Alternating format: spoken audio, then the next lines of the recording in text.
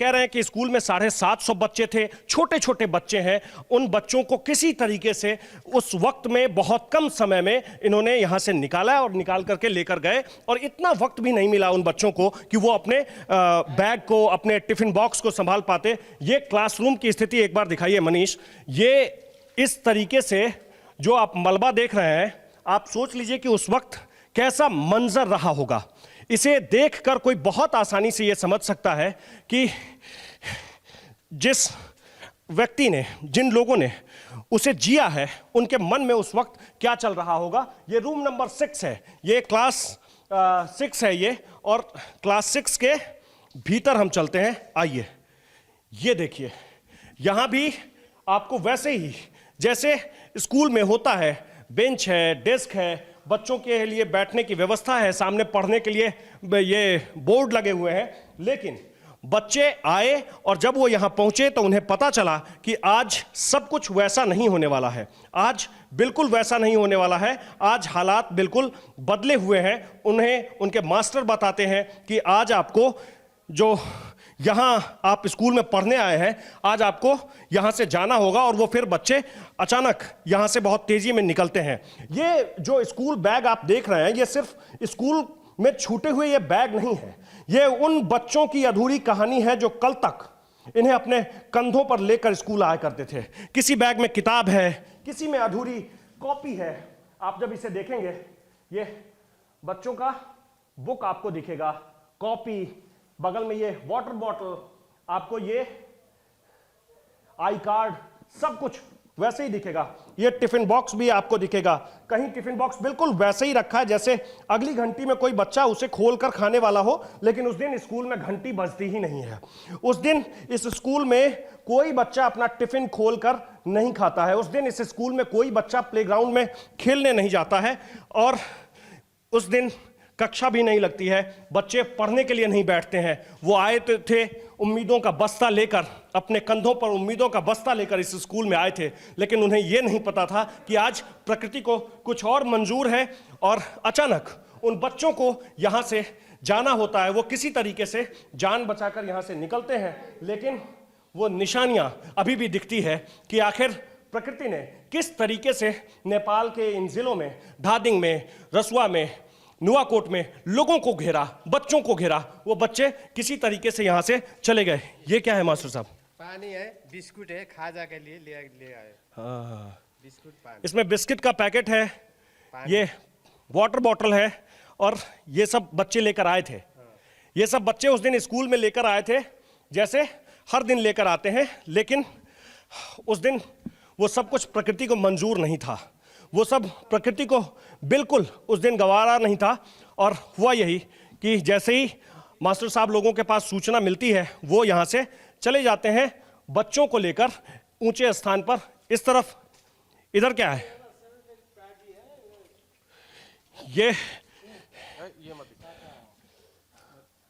ये आपको छाता है। चूंकि इधर बारिश होती रहती है तो आपको ये छाता दिखेगा। वैसे ही इसमें कॉपी है, किताब है, लेकिन सब कुछ अब बर्बाद हो चुका है, सब कुछ खत्म हो गया है। आपको ये जो प्लेग्राउंड है, इस प्लेग्राउंड में भी आपको कई सारे ऐसे बैग दिखेंगे। ये बैग, यहाँ हो सकता है कोई बच्चा इस जिद में हो कि वो स्कूल बैग लेकर के ही जाएगा, लेकिन वो नहीं ले जा पाया, वो यहीं है। ऐसे ही प्लेग्राउंड में और कई सारे आपको स्कूल बैग दिखेंगे। और अचानक से यहाँ कई सारे टायर भी बहकर आए, जो दिखेंगे प्लेग्राउंड में। 1, 2, न जाने कितने टायर हैं। और इस मलबा में और क्या क्या दबा है, ये अभी किसी को पता नहीं है। जैसे और नेपाल में आपदा को आए हुए 48 घंटे से ज्यादा वक्त हो गया है, लेकिन सड़कों पर इतना ज्यादा मलबा पड़ा हुआ है कि गाड़ियों का चलना मुश्किल हो रहा है। संवाददाता आकाश वत्स की एक और रिपोर्ट दिखाते हैं आपको।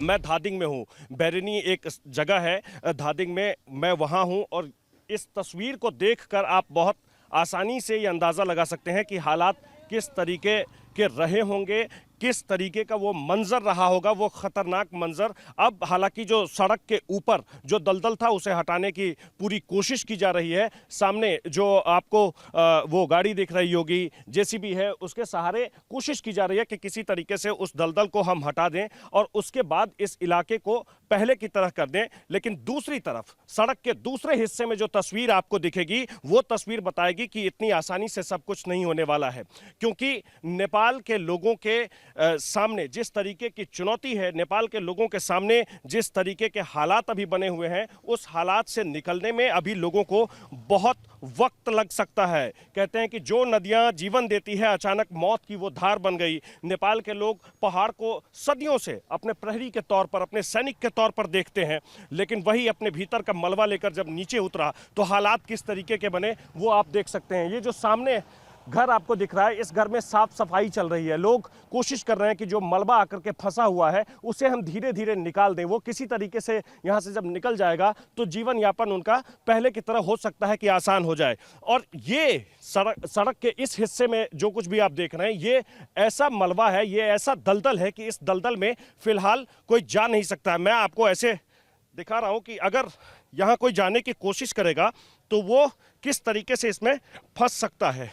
हालांकि धूप बहुत तेज़ है, पिछले 2 दिनों से काफ़ी धूप हो रही है और उस धूप के बाद हुआ यह है कि ये जो मलबा है, ये जो दलदल है, वो धीरे धीरे सूख भले ही रहे हैं, लेकिन अभी भी हालात पहले की तरह नहीं बने हैं और उसे बनने में अभी लंबा वक्त लगेगा। मैं आपको इस घर को दिखाता हूँ। इस घर में जितने लोग थे उनके बारे में कोई सूचना नहीं है।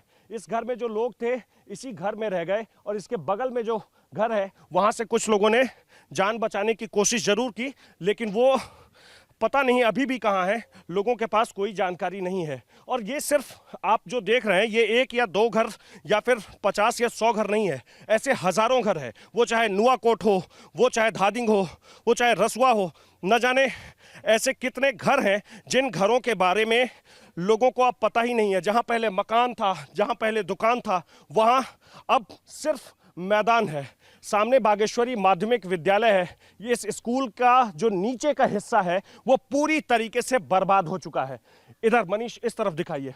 यहाँ देखेंगे कि मकान के जो ये ग्राउंड फ्लोर है, उस ग्राउंड फ्लोर तक किस तरीके से मलबा पहुँचा हुआ है, किस तरीके से लोगों को दिक्कतें हुई है और लोगों के सामने अभी भी कैसी चुनौती है, वो ये सब कुछ दिखाने के लिए काफ़ी है।